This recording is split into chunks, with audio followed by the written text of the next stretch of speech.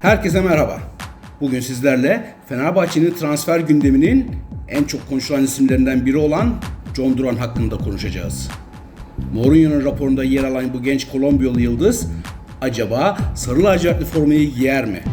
Duran, Fenerbahçe'nin yeni gol makinesi mi? Kanalımıza abone olduysanız hadi detaylara bakalım. Son günlerde Türk ve İngiliz basında çıkan haberlere göre Fenerbahçe John Duran için devreye girmiş durumda. Teknik direktör Jose Mourinho, forvet hattına genç ve dinamik bir isim istiyor. Al Nassr'da Ronaldo ile kriz yaşadığı belirtilen oyuncuyu Fenerbahçe kiralık olarak kadrosuna katmak istiyor. Fakat işler pek kolay değil. Çünkü Premier Lig'den Fulham, West Ham ve hatta Arsenal gibi kulüplerde Duran için devrede. Ayrıca Al Nassr oyuncuyu bonservisiyle satma yanlısı. Yani rekabet çok yüksek. Peki John Duran kimdir? Kariyerine kısaca göz atalım. Duran futbola ülkesinin köklü kulüplerinden Envigado altyapısında başladı. Henüz 15 yaşında A takımı yükseldi ve Kolombiya Ligi'nde gösterdiği performansla dikkat çekti. 2021'de MLS ekibi Chicago Fire'e transfer oldu. Burada 27 maçta 8 gol attı, 3 asist yaptı. Özellikle fizik gücü, topsuz koşuları ve hava toplarındaki etkinliğiyle scout ekiplerinin radarına girdi. Bu çıkışı ona Premier Lig kapılarını araladı. 2023 yılında Aston Villa'ya 29,5 milyon euro bonservis bedeliyle transfer oldu. Premier Lig'de kısa sürede attığı gollerle adından söz ettiren Duran, henüz 20 yaşında olmasına rağmen güçlü fiziği ve bitiriciliğiyle dikkat çekti. Aston Villa formasıyla çıktığı 78 maçta 20 gol attı. Ve bu performans onu 77 milyon euroluk bonservis bedeliyle Ronaldo'nun da forma giydiği Al Nassr'a taşıdı. John Duran Fenerbahçe'ye uyar mı? Jose Mourinho forvet hattını genç ve dinamik bir isimle güçlendirmek istiyor. Edin Dzeko'nun takımdan ayrılması sonrası Fenerbahçe kadrosunda forvet olarak En-Nesyri kaldı. Ancak o da gitmek istiyor. Mourinho bu gidişe şu aşamada sıcak bakmıyor. İşte burada John Duran devreye giriyor. Hava toplarında etkili, fizik gücü yüksek, çabuk ve güçlü koşular yapabiliyor.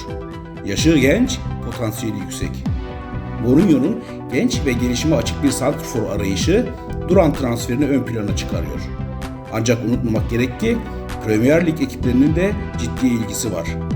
Fenerbahçe'nin bu transferi sonuçlandırması için cazip bir kiralama ya da maaş paylaşımı formülü sunması gerekebilir. Suudi kulübünün gönderme kararı aldığı Duran için Fenerbahçe'nin yaptığı teklifin detayları ortaya çıktı. Basında yer alan haberlere göre yönetim Al Nassr'a bir yıllık kiralama bedeli olarak 10 milyon euro önerdi. Ayrıca Duran'ın yıllık maaşı olan 20 milyon euronun yarısının da ödeneceği bildirildi. Al Nassr'ın Avrupa'nın majör liglerinden çok sayıda talibi olan golcü için diğer teklifleri de görmek istediği, kısa süre içerisinde Fenerbahçe'ye yanıt verileceği ifade edildi. İtalyan basınına göre yıldız futbolcunun transferinde öne çıkan takımlardan biri olan Napoli, yüksek maliyet nedeniyle transferden çekildi. Fenerbahçe'nin Al Nassr'dan olumsuz yanıt gelmesi durumunda pes etmeyeceği ve daha yüksek bir teklif yapacağı gelen bilgiler arasında. İşin gerçeği şu, John Duran kariyerinde bir sıçrama yapmak istiyor. Avrupa'da düzenli oynamak onun için önemli. Mourinho faktörü ve Şampiyonlar Ligi ihtimali Fenerbahçe'nin elini güçlendiriyor. Ancak Premier Lig kulüpleri son dakikada devreye girerse iş zorlaşabilir. Özellikle Fulham ve West Ham bu transferde ciddi rakipler. John Duran transferi Fenerbahçe için büyük bir fırsat olabilir.